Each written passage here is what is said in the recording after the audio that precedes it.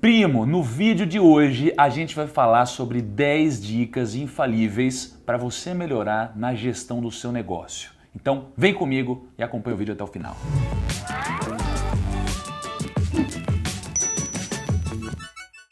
Primos, antes de mais nada, não deixa de curtir esse vídeo porque ele foi feito com muito carinho e com muita experiência pessoal. Então clica no botão gostei para esse vídeo chegar ao maior número de pessoas. Eu queria começar esse vídeo aqui com uma frase inusitada. O senhor Kaique vai gostar muito dessa frase, certo? A frase é o seguinte: trabalhar te gera sustento, mas só o trabalho depois do trabalho te enriquece. Então, essa frase profunda, ela faz muito sentido para mim, muito sentido para minha vida, porque de fato, se você for um vendedor de horas, você dificilmente vai enriquecer ou vai atingir ali aquela tão almejada independência financeira ou uma estabilidade financeira. Só que o trabalho depois do trabalho tem muito a ver com o empreendedorismo. E quando a gente fala do empreendedorismo, o empreendedorismo está muito ligado ao trabalho fora de hora, aquele trabalho que não tem a ver com horário comercial apenas. É o trabalho do cara que rala, que trabalha no final de semana, feriado e faz as coisas acontecer. Mas qual que é o grande problema? Kaique, qual que é o grande problema que o empreendedor tem, Kaique? Eu adoro quando você contribui positivamente dessa forma. Muito obrigado, Kaique. De nada. Mas um dos grandes problemas que o empreendedor tem é que, infelizmente, por mais que a intenção seja boa, geralmente o empreendedor quer impactar o mundo, quer ganhar dinheiro, quer transformar, quer fazer o negócio acontecer. Por mais que isso daqui tenha grande motivação, muitas das empresas não saem do lugar e muitas delas, inclusive, quebram. Eu sei o que é passar por isso e conheço muitas pessoas que também passaram por esse tipo de problema. E pensando nisso, qual que é um dos principais problemas que as empresas enfrentam? Dinheiro, primos, dinheiro. Fazer a gestão financeira do negócio não é tão simples quanto parece. No papel e na planilha do Excel parece que é muito fácil, mas na prática, no dia a dia, isso fica cada vez mais difícil, cada vez mais impossível e principalmente quando o negócio começa a ganhar um nível de complexidade a mais. Pensando nisso, para te ajudar, eu formulei aqui 10 dicas infalíveis para te ajudar no mundo das finanças aqui da sua empresa. Mas pô, eu tirei isso daqui da minha cabeça, do vento? Não, eu tirei isso daqui da minha vivência, tirei isso daqui de pesquisa e tirei isso daqui das muitas conversas que eu tive com o Sebrae. Se não fosse o Sebrae, eu nunca conseguiria formular essas dicas de uma forma tão simples e passar para você. Então, vamos começar com as dicas. A primeira dica, ela pode parecer simples, mas tem algumas pegadinhas aqui. A dica é a seguinte: saiba precificar o seu produto. E aí você vai pensar, é muito fácil fazer isso, só que não é tão fácil assim. Você sabe, né, primo, que o meu irmão e minha mãe têm uma empresa que vende palha italiana. Só que essa palha italiana tem um custo. E vamos supor que o custo seja aqui de 85 centavos a unidade. Aí o meu irmão pensa, poxa, eu gasto 85 centavos para fazer essa palha. Se eu fosse vender essa palha a, sei lá, R$1, eu ganharia 15 centavos por palha. Olha que legal, eu vou ganhar dinheiro. Se eu vender 100 palhas, eu vou ganhar 100 vezes 15. Kaique, faz a conta aí. E aí, o que acontece? Eu, talvez, comece um negócio achando que eu vou ter muito lucro. Mas na prática, será que é isso daí que acontece? Não é bem assim. A gente precisa formular a nossa margem em cima de vários conceitos técnicos. A gente precisa entender quanto de imposto a gente vai pagar sobre o nosso negócio, porque senão, se a gente não contabiliza isso daí, o lucro é falso. A gente precisa contabilizar o reinvestimento no nosso próprio negócio, aliás. A gente precisa se preocupar com a nossa margem de lucro, com quanto a gente vai se pagar, o quanto que vai entrar uma espécie de prolabore na nossa conta, né? A gente vai falar sobre essa dica mais para frente, sobre separar o dinheiro da empresa e o seu dinheiro, mas tem tanta coisa aqui que você precisa levar isso muito a sério. E no caso do meu irmão, sabe uma coisa que ele não contabilizou quando ele estava precificando a palha? O frete, o transporte, porque ele entrega produtos que tem uma margem até que alta, mas com ticket muito baixo. Quando você vende uma coisa por um preço muito baixo, o frete impacta muito. Ele não levou em consideração o tamanho desse impacto, certo? Então, vai aí a primeira dica para você precificar o seu produto corretamente. E aí vem a segunda dica. Qual que é a segunda dica? Também tem a ver com precificação, mas na primeira dica a gente estava falando sobre precificar o produto para que você consiga refletir no preço da sua mercadoria ou do seu serviço a margem de lucro e tudo que você precisa ter. Você precisa contabilizar. Mas do que adianta você fazer isso se o seu preço não for condizente com o mercado? Então, sei lá, imagina o Kaique, ele adora telefones, quer sempre comprar um telefone novo, tá sempre falando para eu trocar o meu iPhone aqui. Só que, pô, Se imagina se ele quisesse comprar o iPhone e o iPhone, sei lá, quanto que custa o iPhone hoje que você quer, cara? O X, ele deve estar na, sei lá, 6 mil reais. 6 mil reais. Você gosta do produto, né? Muito bom. E se a Apple vendesse esse negócio aí por, sei lá, uns 70 mil reais, cara? Porque ela calculou que ela precisa disso para ter lucro, para pagar imposto e tudo mais. Você compraria? Então assim, do que adianta você precificar o seu produto se esse preço não é competitivo com o mercado? Então, quando você vai chegar ao consenso de por quanto você vai vender o seu serviço, o seu produto, você precisa juntar o quanto você precisa vender pelo preço de mercado, por como os seus concorrentes estão fazendo esse tipo de venda, enfim, como eles estão gerando a receita deles. Então, você tem que sempre fazer o que é uma pesquisa de mercado, mas não é aquela mega pesquisa. Teve uma época que eu trabalhei na Hershey's. Vocês sabem, né? Eu trabalhei na Hershey's 6 meses, uma empresa de chocolate, e em 6 meses eu engordei 16 quilos. Cara, olha isso. E desde então eu nunca consegui voltar à realidade que eu tinha. Só que uma coisa eu aprendi na Hershey's. A Hershey's, ela era uma joint venture com a Balduco aqui. E aí, o Carlo Balduco, né, era velhinho e tal, uma coisa que ele me ensinou é que ele, com o dinheiro que ele tinha, com todo o conhecimento que ele tinha e acesso, ele vivia todos os dias indo em vários pontos de venda no mercado para ver o preço que os concorrentes estavam colocando lá na gôndola. E isso fazia ele sentir o mercado, fazia entender se o consumidor estava engajando com isso e, por incrível que parível, era parte integrante da decisão que ele tomava posteriormente sobre por quanto ele ia vender o produto, até gerava muitas ideias novas. Então, toma essa dica, ela é muito importante. Não adianta vender pelo preço que você quer. Existe um meio termo entre o preço que você quer, deve e o preço de mercado. E aí a gente vem para a terceira dica, que é planejar suas receitas e suas despesas para que o seu negócio tenha continuidade. Eu conheço uma pessoa, que eu não vou citar nomes aqui, certo? Que gasta tudo que ganha. Você conhece alguém assim, Kaique?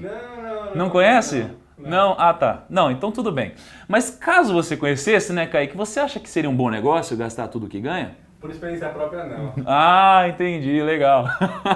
Então, assim, o que a gente aprende? A gente aprende que quando a gente está começando um negócio, a gente quer tudo muito imediato, então a gente nem pensa no futuro, a gente acha que tudo é curto prazo. Mas o que a gente esquece é que o futuro vai chegar. O futuro vai chegar e se a gente não se planejar para ele, o que vai acontecer? Vai acontecer alguma coisa errada, alguma coisa que não é positiva, vai dar algum problema. Então a gente precisa planejar o futuro da nossa empresa para que ela tenha uma continuidade. Até porque se a empresa não tiver uma continuidade, uma projeção, você nunca vai conseguir falar do seu negócio para outras pessoas. Como você acha que os negócios são vendidos? Bom, você vai apresentar uma projeção dos negócios. Se você não tiver isso, você não vai conseguir mensurar e quem não mensura, não melhora. E temos a quarta dica, definir metas de receita superiores ao seu gasto. Nossa, parece tão simples, né? Tão banal essa dica, mas aí eu te pergunto, você faz isso no seu negócio? Você projeta, você tem metas próprias? Porque é muito fácil quando a gente entra numa empresa ter metas estabelecidas, né, numa empresa grande, ter metas estabelecidas para tentar cumprir ela. E veja só, quando você tem metas, você não faz de tudo para bater essas metas, para atingir os resultados? E a mesma coisa acontece quando você se coloca metas na sua empresa. Você precisa fazer isso. Sem metas a gente não vai chegar longe. Quinta dica. Controlar tudo que entra e tudo que sai. É o famoso gerenciamento do fluxo de caixa. Só que aí você ouve esse nome complexo que te distancia do vídeo, não sai do vídeo, tá? E você se assusta porque a gente acha que, meu Deus, eu estou montando um negócio, eu preciso ser profissional em fluxo de caixa, na faculdade, enfim, eu nunca consegui entender esses conceitos. Preciso ser um profissional? Não, você não precisa ser um profissional, mas você precisa entender um mínimo sobre o assunto. Porque ninguém vai dar tanto valor para o fluxo de caixa do seu negócio como você mesmo, ok? Principalmente se você for um micro e pequeno empreendedor. Você precisa valorizar muito isso. Só que, obviamente, por que você não precisa ser um profissional nisso? Porque, veja, você precisa ter um grau de habilidades multidisciplinar. Então você precisa entender médio de tudo. Você está gerenciando um negócio. Tá? Você não precisa ser específico em uma única coisa, então você precisa entender sobre tudo. Agora, como que você vai aprender sobre o fluxo de caixa? Bom, primeiro é assistindo aqui o canal do Primo. E uma das outras alternativas é você acessar o site do Sebrae. Porque, pô, como eu te disse, sem as informações dele eu não conseguiria montar essas dicas e no site Sebrae, que sempre apoia o micro e pequeno empreendedor, você vai ter muito mais informação sobre isso. Então, você precisa sempre ficar esperto em quem apoia o que você está fazendo, tá bom? Então, eu vou até deixar o site aqui na descrição, tá? Pode fazer muito sentido para você. E a sexta dica é sobre estoque. Kaique, imagina o seguinte, minha mãe e meu irmão vendem palhas italianas, certo? Só que eles não têm uma mega empresa, eles são pequenininhos ali, estão começando e eles fazem tudo em casa, tá? Se você entrar lá em casa, você acha que vai ter cheiro do quê, cara? Palha italiana. Palha italiana, exatamente. E para fazer isso eles precisam de matéria-prima. Só que quando você entra lá em casa, você não vai ver um estoque gigantesco, você não tem um galpão de estoque, você tem um super armário.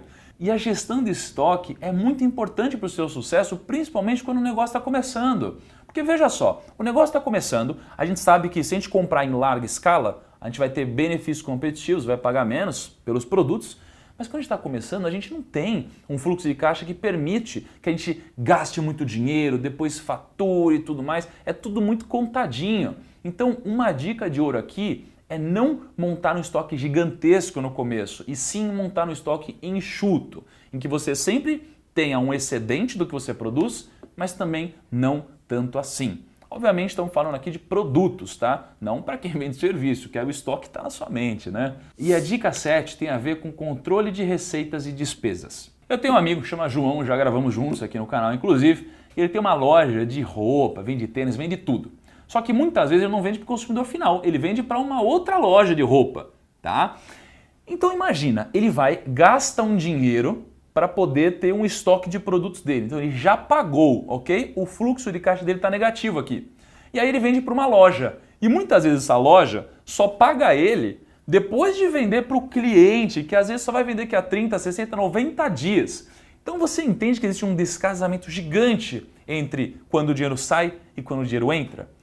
Isso daqui gera problema pra caramba. Principalmente porque você vai começar a chegar nos estabelecimentos e o pessoal gosta de pagar em 30 dias, 60 dias, 90. Então o que era um diferencial, né, você dá esse prazo para o cliente, começa a virar quase como obrigação, porque todos os seus concorrentes também fazem isso. E aí você se vê numa encruzilhada. Então o que você precisa tomar cuidado aqui é para não ter um descasamento gigantesco no seu fluxo.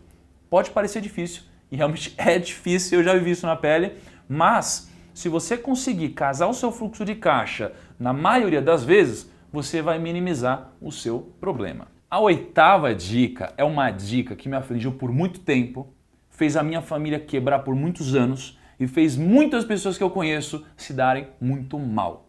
E qual que é essa dica? É não misturar o dinheiro da empresa com o dinheiro da sua pessoa física. Pelo amor de Deus, não cometa esse erro. Esse erro é muito simples de a gente entender, que faz sentido de fora, mas quando entra no dia a dia, a gente começa a misturar as contas. Isso é um grande problema. Porque o que acontece? A gente trabalha numa empresa e tem um salário de R$2.000, então a gente se prepara para viver uma vida de R$2.000. Só que numa empresa que a gente poderia viver com R$2.000, a gente começa a ver um lucro entrando de às vezes, sei lá, R$6.000, e o que a gente faz? A gente começa a achar que a gente pode gastar R$6.000. Porque a gente tem um grande problema projetar tudo o que está acontecendo agora de positivo para o resto da nossa vida. Estamos lucrando R$6.000 e eu acho que eu vou lucrar de novo mês que vem, no outro mês. É igual crescimento, você pode ver. Se a sua empresa está crescendo a 5% ao mês, você acha que ela vai continuar crescendo 5% ao mês. Pode acontecer, mas em algum momento isso não acontece. E quando a gente cresce o nosso custo, no ritmo do nosso ganho, em algum momento a gente quebra a cara. Então, quando você mistura o ganho da empresa com seus gastos pessoais, você deve se dar mal em algum momento. Não faça isso, tenha uma conta pessoa jurídica e uma conta pessoa física. Programe um prolabore para você para que a empresa te pague. Agora, obviamente, skin in the game, premos, pele em risco. Se por acaso a empresa não deu lucro, não adianta se endividar e ter a mesma retirada, ok? Você precisa tomar muito cuidado com isso, nunca misture esse dinheiro. A nona dica tem a ver com formas de captação de dinheiro. Um dos grandes problemas que a pessoa que está começando um negócio tem é que ela vai atrás de capital, normal, só que quando ela vai atrás de capital, ela vai muito com uma mentalidade errada, a mentalidade de, putz, eu estou torcendo para alguém me liberar crédito e quem liberar crédito eu vou aceitar. E não é bem assim. O que a gente deve fazer é comparar todos os bancos, todas as possibilidades de pegar dinheiro, porque o nosso objetivo é captar sempre a juros baixos. Então eu já vi muita gente quebrando porque captou um dinheiro a um custo muito alto, o negócio não desempenhou como ele esperava, só que quando isso acontece ele não tem muito prazo, porque a dívida dele cresce cada vez mais rápido, a juros compostos e o ganho dele está estagnado. Então tome muito cuidado, pesquise as formas mais baratas. Obviamente, o próprio site do Banco Central te fornece uma lista de taxas e bancos para você poder comparar. Mas essa lista não é tão precisa quanto você ir lá nos bancos e comparar todas as taxas. Parece que é um trabalhão, mas eu te recomendo, porque você vai ficar abismado quando você identificar a diferença de taxa oferecida entre os bancos. Pense o seguinte, às vezes o banco A não está muito precisando emprestar dinheiro agora, porque eles já bateram a meta deles e não precisam. Mas o banco B não. Então ele vai ser muito agressivo, vai te oferecer uma taxa muito baixa. Se você vai em todos os bancos ou nos principais, você vai ter opções. E ter opções diversifica o seu risco e aumenta as suas chances de ter sucesso. E a 10ª dica tem a ver também com crédito, mas é a dica de que eu só recomendo que você recorra ao crédito depois que todas as suas opções forem escassas, porque toda dívida te fragiliza, tá? Você tem que tomar muito cuidado com isso. Então, por mais que pareça sedutora a ideia de pegar um capital para você pagar alguma conta ou para você acelerar o seu crescimento, muitas vezes você pode renegociar. Então, a gente fica muitas vezes com medo, eu fiquei já com medo, de chegar para um cliente e falar, cara, não vai dar para te pagar agora, me ajuda. Sabe? E a gente fica com medo de fazer isso, a gente acaba pegando um empréstimo para pagar, às vezes, um fornecedor. Mas a gente colocar o fornecedor do nosso lado, alinhar ele com o nosso pensamento, também é legal. Para o fornecedor não é bom que a gente quebre, entendeu? Então abrir o jogo com ele, às vezes pode permitir que a gente flexibilize prazos, que a gente tenha um longo prazo muito mais positivo e saudável e também até gera um relacionamento, por incrível que pareça. Tá? Quando você abre as suas fragilidades, muitas vezes os seus parceiros se sensibilizam e gera muito mais relacionamento. Primos, vocês sabem, aqui no canal eu sempre falo muito com pessoas que têm legitimidade. O que é legitimidade? É a pessoa que faz o que fala. Né? Então a gente tem um quadro aqui do Rumo ao Milhão em que eu falo, mas eu invisto. Então eu não fico só falando aqui ao Léo. E tem muita gente que faz isso na internet, no mundo real, em todos os lugares. Tá? Então o que eu te recomendo? Eu recomendo que você não pare por aqui, você continue o estudo, principalmente se você for um micro e pequeno empreendedor, porque o estudo é muito importante. Agora, vai aprender com quem? Aprende com quem participou, com quem vivenciou, com quem faz parte desse mercado. Então continua assistindo aqui o canal do Primo e principalmente visita também o site do Sebrae. Agora, não adianta você aprender com alguém que fez e ficou parado no tempo, porque os negócios evoluem muito rápido, ainda mais nesse contexto de internet. Pô, o Primo, há 2 anos atrás, sabe quantos inscritos tinha? 0 inscritos. Olha a velocidade que você cresceu e hoje a gente consegue ajudar milhões e milhões de pessoas. Então esteja antenado e próximo de empresas que acompanham a tecnologia, acompanham a inovação. Por isso eu te recomendo que entre no site do Sebrae para fazer parte disso, aprender e ficar inteirado com o mundo da tecnologia. Espero que você tenha gostado do vídeo de hoje. Um abraço e até o próximo.